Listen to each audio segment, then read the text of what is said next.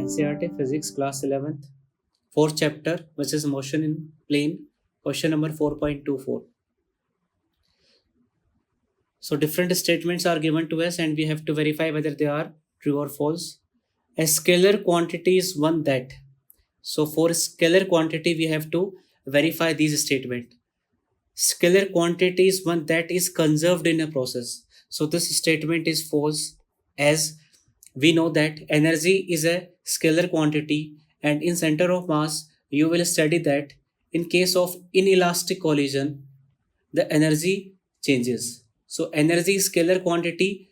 Just before collision energy E1 and just after collision energy is E2, E1 greater than E2, it means that energy is not conserved. So being energy is a scalar quantity is not conserved. According to statement, scalar quantity is one that is conserved. So this is wrong. Can never take negative values. Wrong. As we know that work done is a scalar quantity. Work done can be positive, can be negative, can be zero. So this is also wrong. Must be dimensionless. Scalar quantity must be dimensionless. ये भी गलत हो गया because we know that speed is a scalar quantity.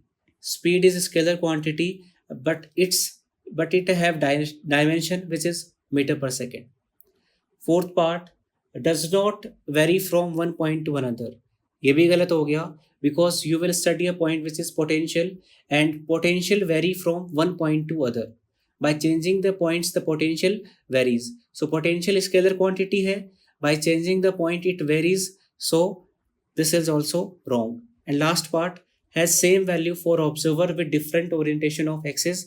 This is correct because as different orientation would change direction, and in scalar we do not have to consider about direction. So by changing direction the scalar quantity will not change. So last part, that is correct.